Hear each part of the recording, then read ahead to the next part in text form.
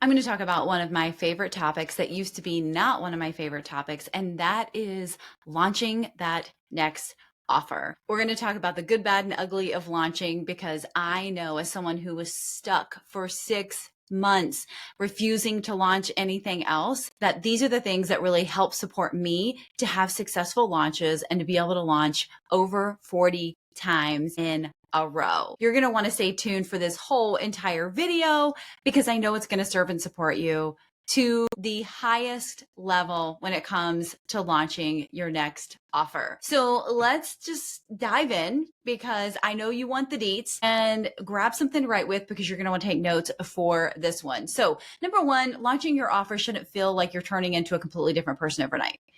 This is a thing. It's a mode. I'm going into launch mode.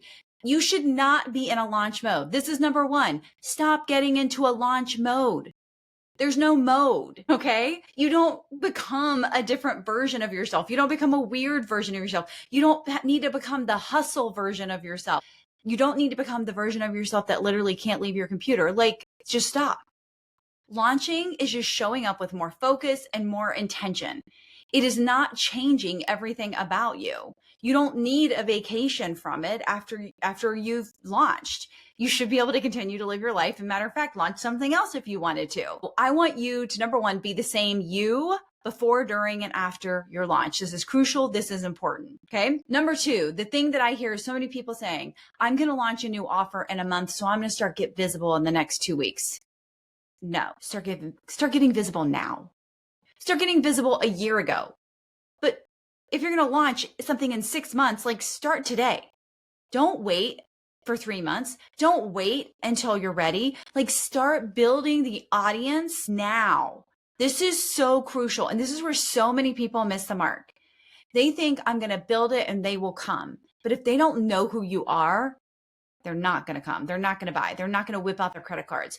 Visibility is a switch that you're just going to decide to flip, and then boom, I'm visible. Everybody come buy from me, right?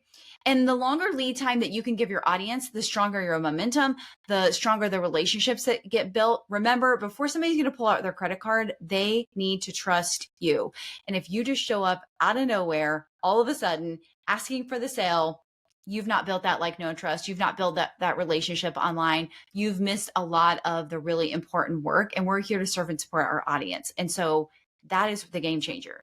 You show up for them, right? You show up to show them how you can change their life, how you can transform their life. So show up today as the woman who already sells it with confidence. Okay. Number three, become one with your offer. Know your offer. Know the results of your offer. Know what people are like before your offer and after your offer. What is the transformation? Tony Robbins calls it the before state and the after state. Who are they before? Your offer is the gap that feels like who they are before to get them to where they want to go, right? Understand that and know that like the back of your hand. I'm telling you, the more you know this, the more success you're going to have with your launch, because people don't want to know what all is in the offer. They want to know what's in it for me.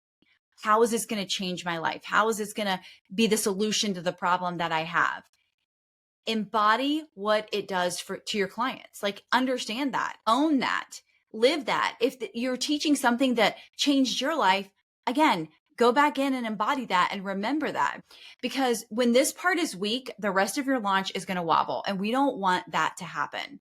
All right. Number four, if you're doing a really long launch, let's say you're doing a 30, 40, 5-day launch, you want to have something in the middle. So what I like to do is have an activation event mid-launch, meaning we're going to do a challenge, a masterclass, or a 3-day event to reignite interest. So maybe they've seen you talk about the launch. Maybe they haven't built enough trust with you yet. This is a perfect opportunity to get deeper with visibility, deeper with showing them what else you can do, showing them your teaching style, your presentation style, your coaching style. So these types of offers in the middle work great. And again, they reignite your audience. It's a pattern interrupt. It re-engages your warm audience, and it allows you to invite new ones. People literally may have never seen anything you talked about your offer, but all of a sudden you talk about an activation event and they're like, I'm in, and it gives you another perfect position and opportunity to present that offer to them at the end. Number five, don't obsess over stats. what do they say? A watched pot does not boil. Like, come on. The more you sit and refresh your screen to see how many people have hit that landing page, to see if anybody's bought, to see if your email sequence is working. Like, seriously, stop obsessing. Stop obsessing. Live your life. Launch energy works better when you are giving yourself space, when you're taking care of yourself. Remember, going back to number one, you don't go into a mode. Stay who you are. Live your life, right? You're not a launch robot. You're here to launch an offer. And the only way that you can convey that to your audience in the best way ever is to still be taking care of you and living your life in the process. If you're living at your computer, refreshing over and over and over, you're going to get burnt out and they're going to see it in everything that you do. Okay. Number 6, and the final one, I like to set good, better, best goals. So this would be really good, this would be better, and this would be best. And that way you have 3 options and you're going to be happy, right? Of course, we want the best goals, right? We want to hit the best one. But maybe this is your first launch or the first time you've launched in a really long time, or maybe you've really just been avoiding launching. And so this is the perfect opportunity to use this type of goal setting system, okay? Because here's the thing. Good, is going to make you feel really good. Better is going to blow your mind. And then best is going to hit it out of the park, right? Like, this is just going to be like, oh my gosh, I can't wait to do this again. But the thing is, I want you to know that no matter what your results are, that no launch is ever wasted. Everything builds towards the next one. Everything is giving that offer the time and the spotlight, which also gives you more visibility because it's showcasing what you can do, what you can support people with, and how you can transform their lives. Your offer deserves the spotlight. Your offer deserves this visibility. This launch is giving it the opportunity to shine on, to have the light on it for a minute, and to show your audience exactly what you can do.